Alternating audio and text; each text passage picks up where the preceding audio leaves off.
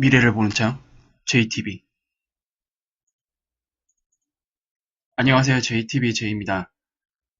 오늘은 그 위기 이후의 우리의 미래에 대해서 잠시 저희 인사이트를 공유하려고 합니다. 이 내용은 크게 상하로 나눌 거고요.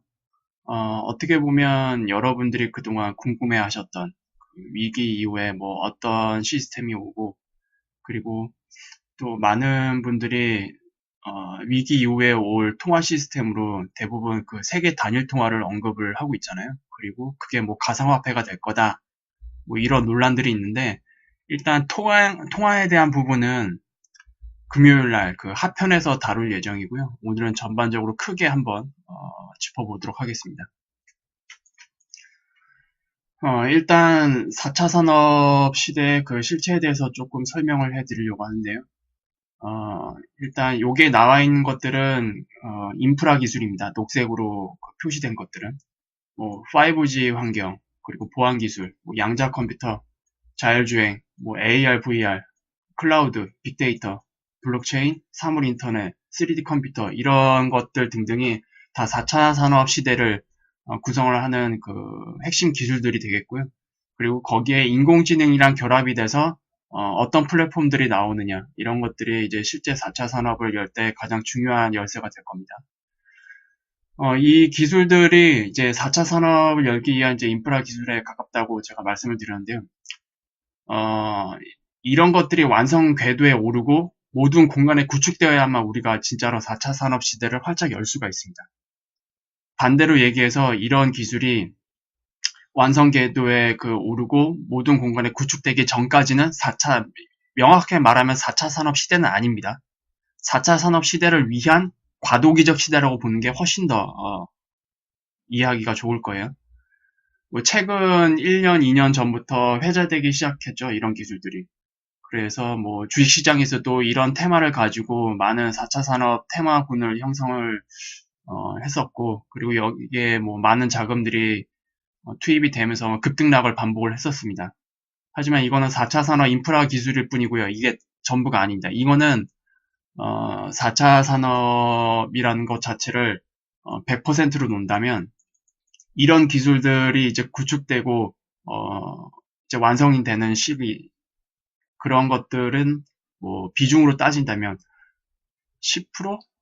10% 될까요? 그거밖에 안 됩니다.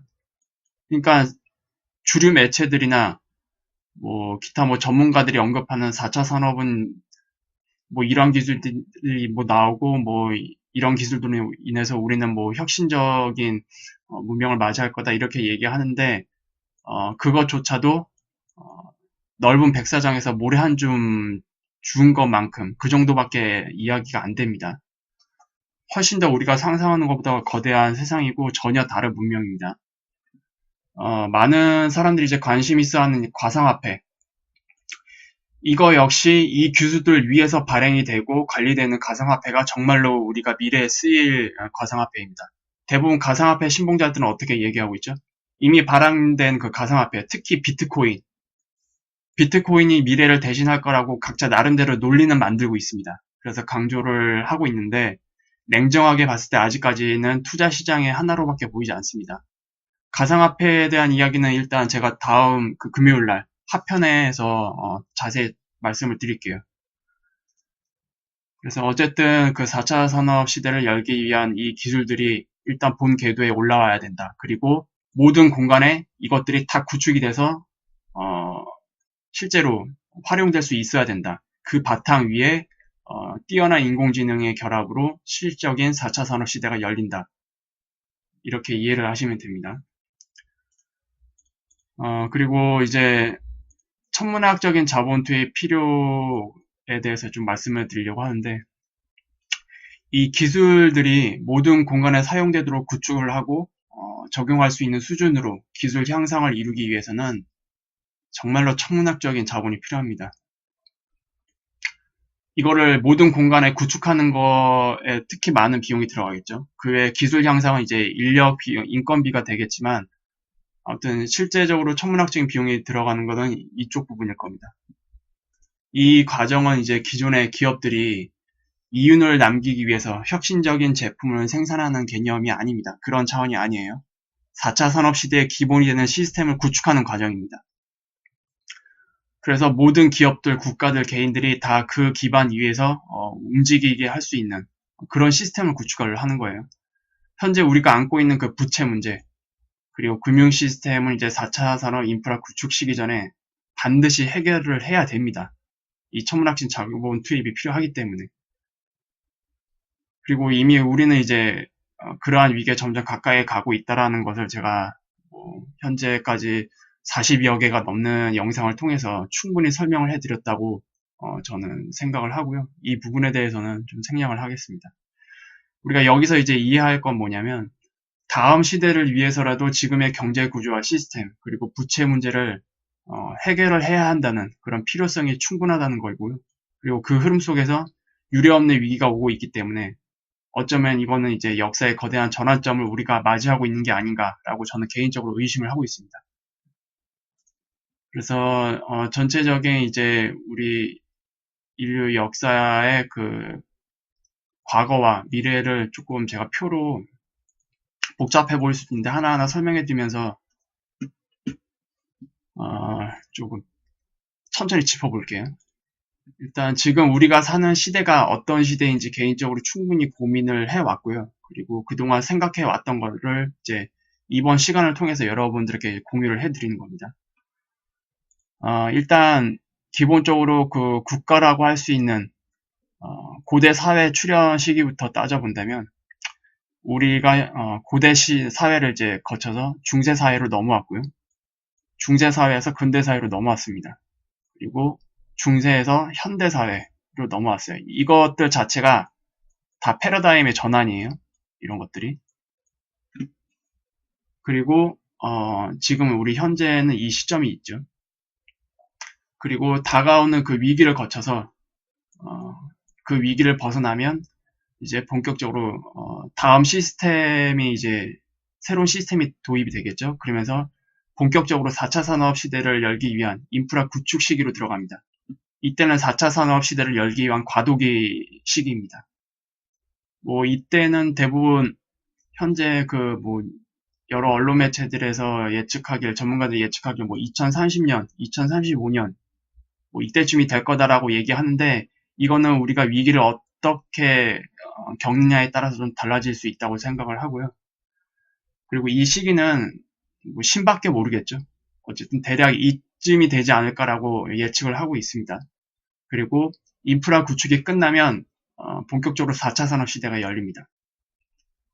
유비쿼터 사회라고 저는 이름을 붙였는데 우리가 가는 그 어떤 공간에서도 다 스마트한 그 컴퓨터 자원을 이용할 수 있는 시대입니다. 그리고 이 유비쿼터 사회가 이제 쭉 진행이 되다 보면 어느 특정 시기에 기술적 특이점이 옵니다. 기술적 특이점이라 하는 것은 뭐 IT 업계에 있는 분들은 잘 아시겠지만 그 인공지능이 인간의 지능을 뛰어넘는 시점을 기술적 특이점이라고 합니다. 그리고 기술적 특이점이 오면 당연히 바이오 특이점도 같이 올 수밖에 없어요. 거꾸로 좀 다른 말로 얘기하면 의료 특이점이죠. 의료 특이점, 바이오 특이점. 이때부터는 인간의 뭐 노화도 사실상 사라지고요. 모든 병이 다 정복이 될 겁니다. 그리고 이 기술적 특이점 이후부터는 모든 재화를 뭐 생산을 하고 개발을 하고 뭐 운영을 하고 관리하는 것 자체들이 인간보다 인공지능이 더 뛰어나기 때문에 사실상 인간은 이 시대부터는 실질적으로 뭐 어떤 직업을 가질 수 있을지 모르겠지만 사실상 지금에 있는 직업은 다 끝난다고 보시면 돼요. 지금에 있는 직업은 다 사라질 거예요, 아마.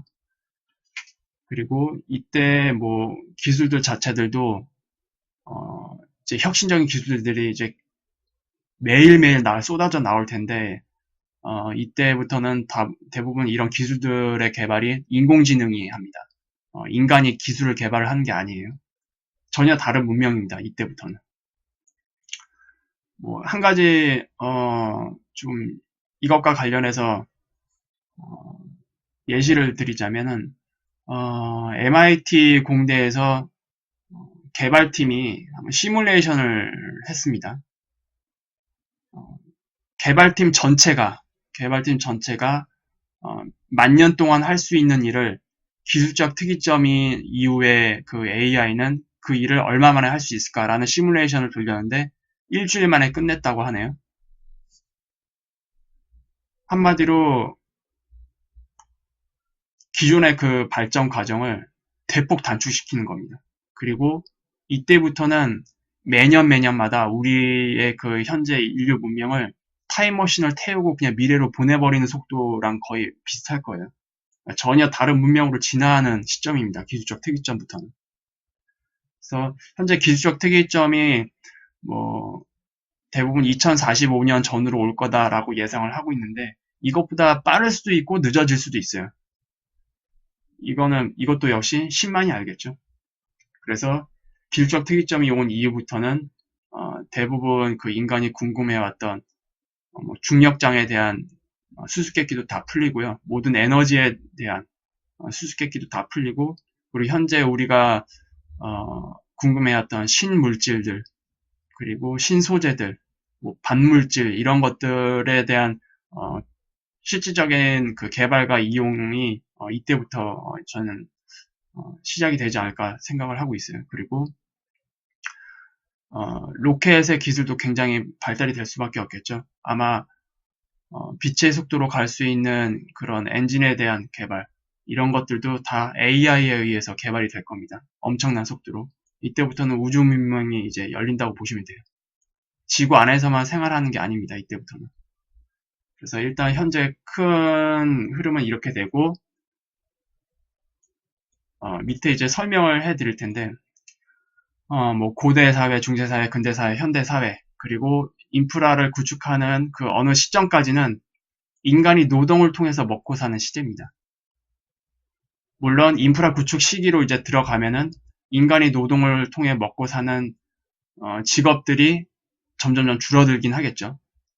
하지만 인프라 구축이 이제 거의 후반에 들어가면 거의 이제 완료가 되면은 인간이 노동을 통해 먹고 사는 시대는 사실상 끝납니다. 그 말은 노동을 통해서 재화를 생산을 하고 돈을 버는 시대가 끝난다는 얘기예요.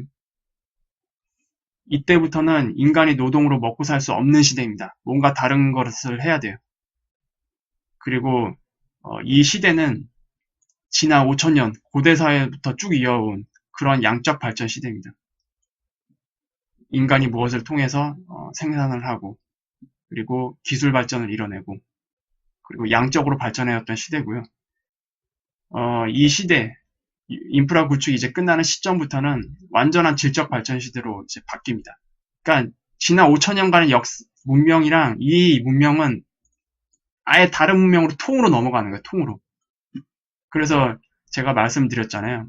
고대에서 중세에서 넘어올 때, 중세에서 근대 넘어올 때, 근대에서 현대 넘어올 때도 다 패러다임 전환이라고 얘기를 하지만 이번에 넘어가는 거는 슈퍼사이클의 패러다임 전환입니다. 이 통째에서 이 통째로 넘어가는 근본적인 변화. 그 전환기에 있다고 보시면 됩니다. 저는 개인적으로 이렇게 생각을 하고 있고요. 그리고 현재 그 40대 이하라고 써놨는데 실질적으로는 40대 초반입니다.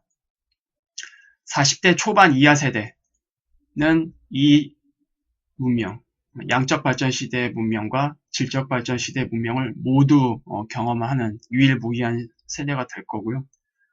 40대 초반 이후에 있는 분들은 건강관리를 잘 하시면은 가능할 겁니다. 건강관리를 잘 하시면 가능할 거예요.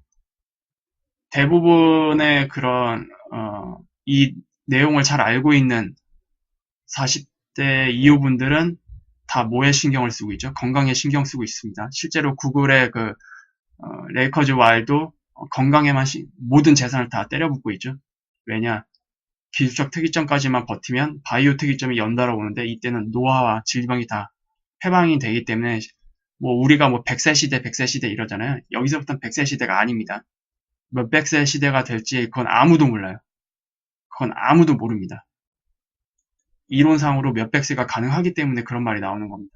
그리고 나이 먹었는데 건강하지 않고 그리고 예전 젊었을 때처럼 그렇게 활동하지 못한다면 소용이 없겠죠. 근데 이때부터는 그게 가능합니다. 겉으로 봤을 때 나이를 구분할 수 없을지도 몰라요. 이게 정말로 허무맹랑한 소리라고 생각하시는 분들도 있겠지만 IT 쪽에 몸을 담고 있는 분들은 이 말이 전혀 허무맹랑한 소리가 아니라는 거 충분히 이해하실 거라고 저는 생각을 합니다. 전반적으로 이제 전체적인 큰 흐름은 이렇게 제가 설명을 해드렸고요. 결국 중요한 건 이거잖아요, 이거. 다가오는 위기. 이걸 어떻게 극복을 할 건지. 이게 굉장히 중요합니다. 그래서 일단 전반적인 큰 흐름은 이렇게 이해하시고 조금 좀 세부적으로 들어갈게요. 일단 기존 시대에서 앞으로 달라지는 것들이 무엇이 있는지 이게 다 전부가 아니고요. 대표적으로 생각나는 것들만 제가 나열을 한 거예요. 일단 복지정책. 지금의 복지정책은 국가 재정과 그리고 국민이 내는 세금으로 진행을 하고 있습니다. 여기에는 뭐 연금보험도 포함이 돼요. 그리고 부와 자산, 통화 시스템, 금융 시스템, 국가, 기업, 교육 이런 것들 모든 기준이 다 바뀔 겁니다. 이거는 이제 하나의 예로 한번 제가 설명을 해드릴게요. 지금 우리가 대부분 사람들이 부자가 되고 싶어 하잖아요. 부자가 되고 싶은 이유가 뭐예요? 부자가 되고 싶은 이유. 현재 우리 사회는 굉장히 불안하고 그리고 과연 내가 이 직업으로 끝까지 먹고 살 수 있을까? 그리고 내 가족을 계속 잘 지킬 수 있을까라는 그런 불안감들이 있잖아요. 그러면서 그런 걱정 없이 편하게 살 수 있으니까 부자를 선호하는 겁니다. 제 말이 틀리지 않는다고 생각해요. 물론 부자가 되고 싶은 이유가 여러 가지가 있겠지만 대표적인 이유는 이거라고 생각을 해요. 아무 걱정 없이 편하게 살 수 있으니까. 먹고 싶은 거 먹고 사 먹고 싶은 거 다 사고 그리고 편하게 살 수 있으니까 아무 걱정 없이. 그리고 가정을 이루고 자식들을 안정적으로 키울 수 있으니까. 다 이런 것들이 부자가 되고 싶은 이유에 속한다고 봅니다. 그런데 미래에는 인간이 누구나 먹고 살 수 있는 수준의 복지가 기본 시스템으로 제공이 될 수밖에 없습니다. 직업을 가지고 우리가 돈을 벌 수 있는 시대가 아니에요. 보편적으로. 그렇기 때문에 이런 복지 정책, 그러니까 재정을 투입을 해서 복지 정책을 끌고 가는 게 아니라 이런 투입 없이 기본적으로 누구에게나 제공되는 시스템으로 바뀝니다. 그렇게 되면은 부자가 되고 싶을까요? 아니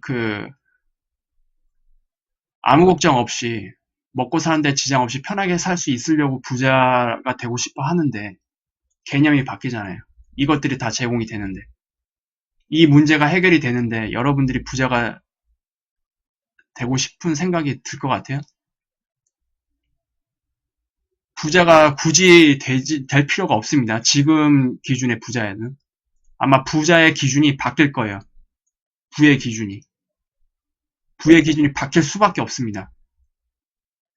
인간의 기본적인 생활이 모두 해결이 되기 때문에 물론 이거는 다 인프라 구축 이후의 얘기입니다. 4차 산업 시대 그 인프라를 구축이 완료되는 시점 이후를 얘기하는 겁니다. 부자에 대한 기준이 바뀔 수밖에 없어요.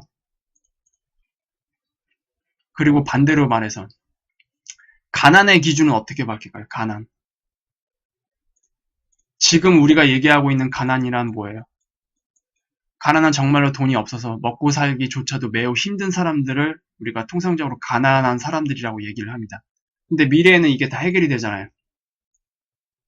누구도 먹고 사는 부분이 기본적으로 해결이 되기 때문에 개인의 그 능력을 살려서 창조적인 활동을 통한 경제 활동을 하지 못하는 사람이 가난한 사람이 될 가능성이 높습니다. 이때는 대부분 지금의 직업이 다 사라지잖아요. 그리고 AI와 경쟁을 해야 됩니다. 대부분 시스템이 로봇과 그 AI로 대체될 수 있는 환경이기 때문에 인간이 자신의 그 특별한 능력으로 창조적인 활동으로 그러니까 AI가 할 수 없는 활동을 해야겠죠. 그 말 뜻은. 그래서 AI가 할 수 없는 창조적인 활동을 통해서 부를 창출할 수 있는 사람이 부자입니다. 그러니까 완벽한 자아 실현을 하는 사람이 부자예요. 부자의 기준이라는 게. 지금은 돈이 많고 편하게 살 수 있는 사람들이 대부분 부자라고 하지만 이때는 정말로 완벽한 자아 실현을 할 수 있는 사람이 부자가 됩니다. 반대로 자아 실현을 하지 못하는 사람, 그냥 이 4차 산업 시대의 기본 시스템에 의지해서 살아가는 사람이 가난한 사람이 될 겁니다. 일단 저는 그렇게 보고 있습니다. 그렇게 될 가능성이 높다고 보기 때문에. 그래서 이러한 기준들이 다 바뀔 거예요. 지금은 가난과 부자를 이제 두 가지를 대표적으로 예시를 들었지만 국가의 개념도 바뀔 거고요. 기업의 개념도 바뀔 겁니다. 당연히 이런 시대에는 교육의 기준도, 내용도 다 싹 다 바뀌겠죠. 그 외에 여러 가지 것들이 바뀔 겁니다. 그리고 현재 주 에너지원은 화석 에너지 계열이죠. 하지만 4차 산업이 이제 인프라가 구축이 되고 그 이후에는 서서히 다른 그 친환경 에너지가 다 들어올 겁니다. 그리고 여기서 얘기하는 뭐 자기 에너지 그 외에 프리 에너지라는 거는 효율성 100%를 가진 에너지를 말하는 겁니다. 효율성 100%. 한마디로 연구 에너지죠, 연구 에너지. 영구적으로 사용할 수 있는 에너지. 그리고 비용이 안 들어가는 에너지입니다. 이 프리 에너지의 완성은 아마도 기술적 특이점이 오는 그 시기에 도입이 될 것 같고, 그 전에는 뭐 핵융합 에너지라든가, 뭐 자기 에너지라든가, 이런 것들이 들어올 가능성이 큽니다. 물론 화석 에너지의 비중이 굉장히 줄어들겠죠. 이것이 아예 없어지지는 않을 것 같고, 그나마 천연가스 같은 것들은 가장 마지막까지 남아 있을 거라고 저는 생각을 합니다. 뭐 지금 뭐 셰일 오일이다, 셰일 가스다, 뭐 몇백 년 이상 사용할 수 있을 양이다, 다 필요 없습니다. 4차 산업 시대에는 이미 시스템 자체가 바뀌기 때문에 굳이 비용이 들어가는 에너지는 쓸 필요가 없습니다. 그리고 재화 같은 경우에도 앞서 설명을 해드렸듯이 인간의 노동력과 그리고 그 에너지, 화석 에너지가 같이 들어가야만 생산이 됐었는데 이때부터는 인간의 노동력은 들어가지 않고요. 그리고 프리 에너지까지 들어가게 되면은 원가가 사실상 거의 제로에 수렴을 하게 될 겁니다.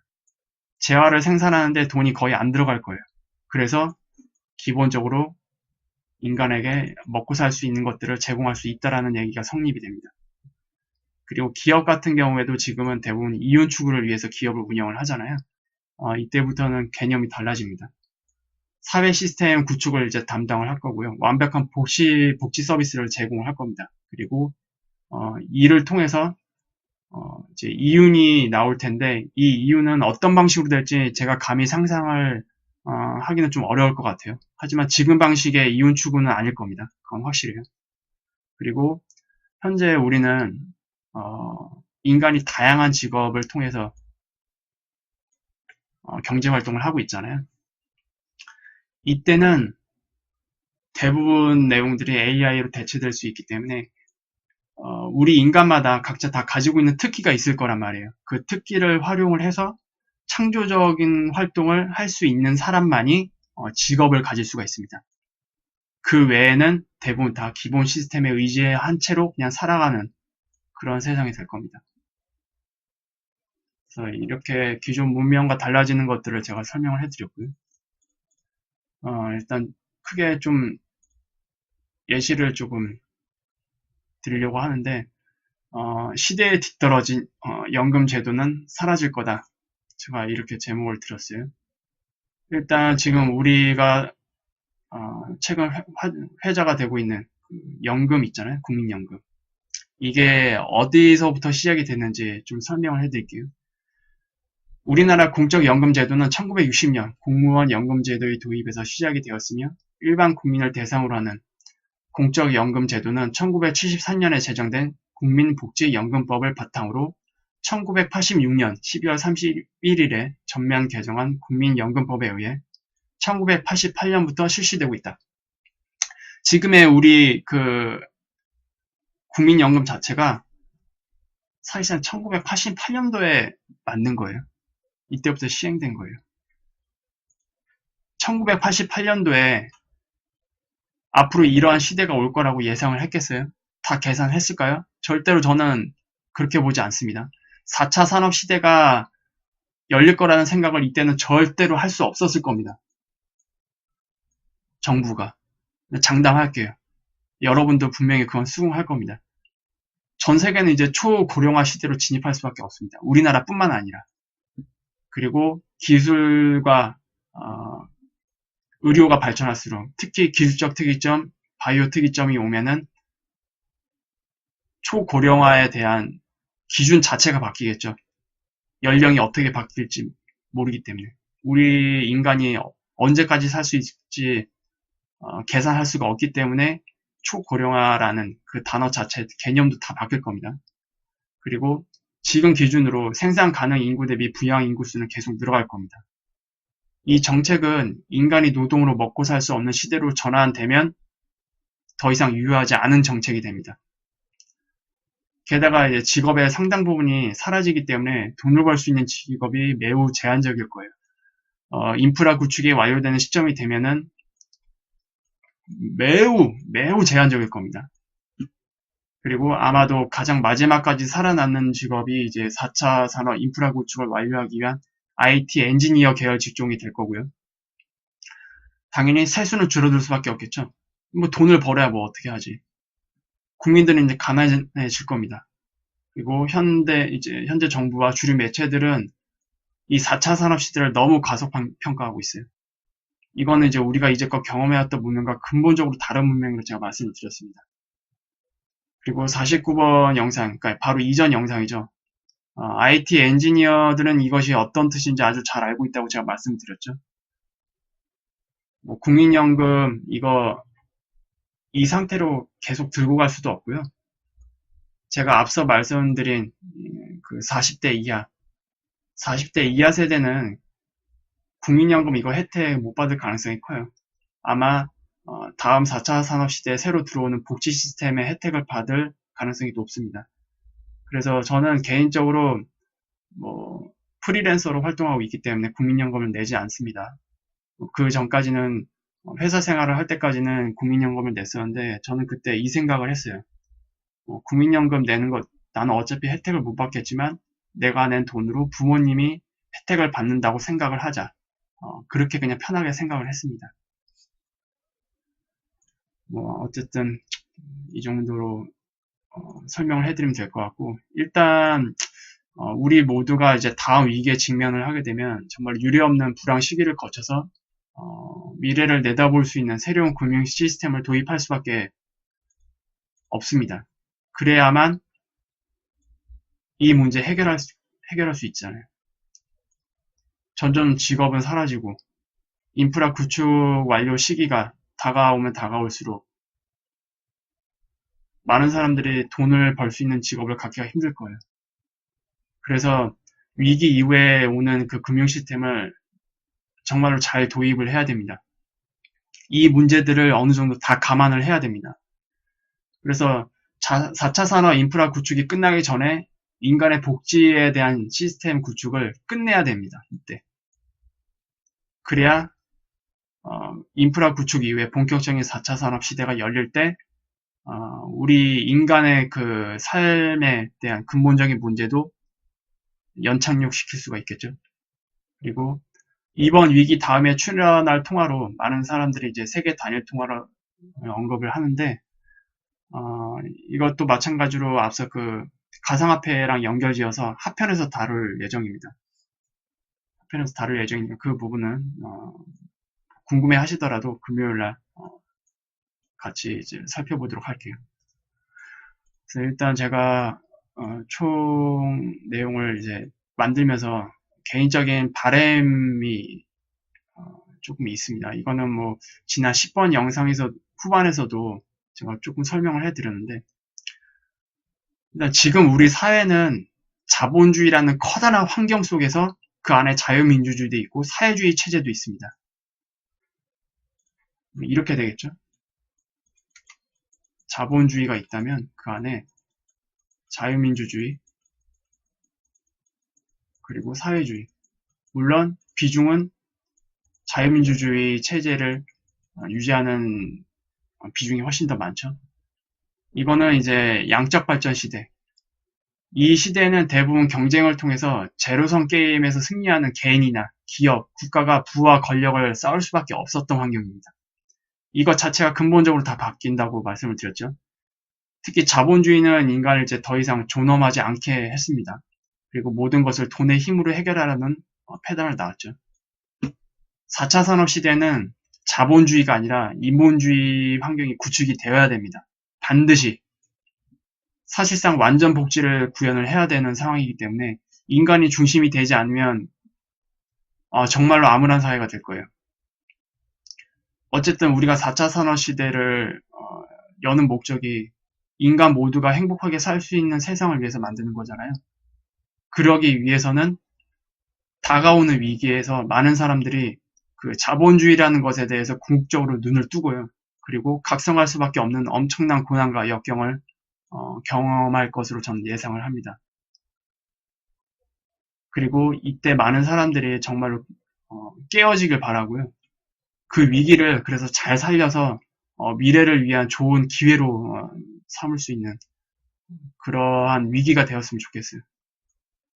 피할 수 없다면 기회를 살릴 수 있는 위기로 만드는 게 정말 중요할 것 같고요.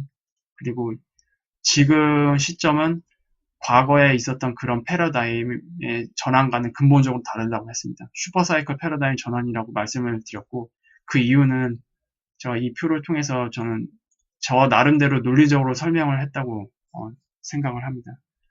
이 부분에 대해서 공감하시는 분들이 있을 거고 공감을 할 수 없는 분들도 있을 거예요 아마. 제가 모든 사람을 설득하겠다 이런 생각은 아닙니다.